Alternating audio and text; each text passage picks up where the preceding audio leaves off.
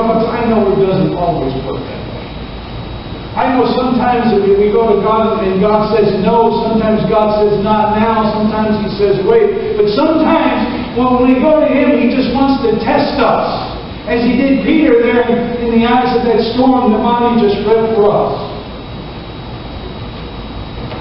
Come on out. There's some storms in my life, there's been storms in your life when I don't know that I would have taken a step out of the boat. I've heard preacher after preacher, rip Peter and say, oh, he lacked faith, he lacked this, he lacked that. I don't know that I would have taken a step out of the boat on the water, Catherine. I don't think that I would have. Because it's water. As we ask the kids and we ask them, none of us have walked on water. But Peter took that step. And he was walking on water just like Jesus did. He was in the midst of that storm, just like Jesus was. And yet he looked down. Sometimes you get knee deep in something and there's the realization of where you're at. And I think that's where Peter was at. I'm not going to condemn him for taking that leap of faith. I'm not going to condemn him for being afraid. But Jesus didn't condemn him either. Jesus encouraged him. He said, why were you afraid? I was here. I was here all along. And that's the message as we're conveying this stewardship campaign in our church. With your time, with your talents, with your finances, everything that makes us who we are. We want to understand that all that we are is of God's. And He's there with us all the time. There are times you may not feel He's there. Those disciples, they had left in the boat without Him, and Jesus had gone up to pray. He'd gone up and around to pray, but He knew exactly where they were. And He knows exactly where you're at. He knows exactly in your life, in your heart, what you're going through. He knows exactly. Exactly. The devil will try to tell us that he doesn't care. If God doesn't exactly answer the way we want Him to, how we want to, or when we want Him to, he'll tell us that it doesn't matter, that God has a plan. And He does know. He does know. He knows where you're at. He knows your pain. He knows your hurt. He knows your aspirations. He knows your feelings. And He loves you and He loves me. And He wants to meet us at the point of our need. But that's one of the greatest lies that Satan is still telling today, people today. He'll lie that to me still. He'll tell me that God doesn't love me. Has He ever told you that? God doesn't, you want to do such and such, and God says that's not, He really doesn't care about you because you want to do it. You think it would be fun. You think this. You think He'll use that angle against us still. That God is withholding something from us because, I'll be quite honest with you, everything I want to do is probably not the best thing that I should be doing over the course of my life. I dare say that each one of us fall into that category a time or two. And Satan will take that and he will use that.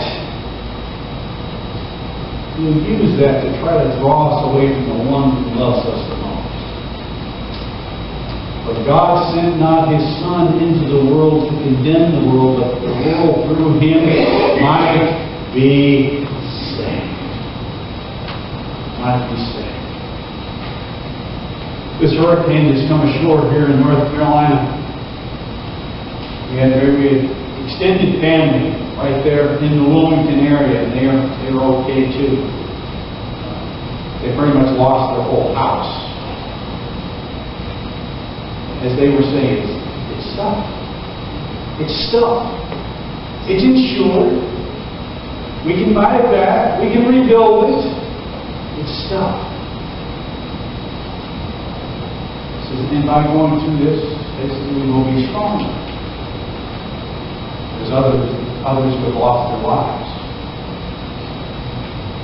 These are sad things. And there's folks who stuff I can't explain. But God allows these things for a reason. He wants to meet folks at the point of their need for a reason. He wants to uplift you. He wants to uplift me for a reason. He wants to help us grow. He wants us to be good stewards of everything that He gives us. The danger that I've always taught, tried to preach to my kids, is don't ever think that whatever you do in your life, no matter how good it is, how much you acquire, how great you feel about what you've accomplished, always give God the glory for it. Don't ever feel that you've done it on your own without God. Pride goeth before the fall, and a haughty spirit before destruction, the Bible tells us. Don't ever feel that God isn't the one that makes a difference in our hearts and lives. He's there with us every step of the way. There's no place we can hide from Him. He wants to help. He wants to love. He wants to lift us up. I could just see Peter stepping on that boat, taking those few steps. And can you imagine being in that boat in the storm, seeing someone walking to you on the water? Now, the description that Bonnie read about, those guys were afraid. I've been afraid too. I wouldn't know what it was. You remember the old Godzilla movies, coming through the water? Who was it? What's going on? It was Jesus. It was Jesus. He was there. He wanted to meet them. And He wanted to challenge them. This is the second time He calmed the storm. The other time, He was asleep, remember, in the boat? A few weeks prior. Master, wake up! Don't you care that we perish? The waves are coming in, the boat's going to sink! Jesus roused Himself out of sleep, rubbed His eyes probably, and said to the winds, what? Peace? There you go. Peace, be still. Boom.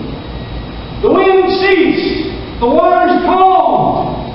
And the disciples could have scratched their heads. But that's who He was. What kind of a man is this that even the wind and the waves obey Him? What kind of a God is this that you can go to Him and you can pray and the tornado dissipates? He's our God. He's our God. And the things that He allows to come our way, He allows for a reason. He allows to make us better, to draw us closer, to help us depend on Him.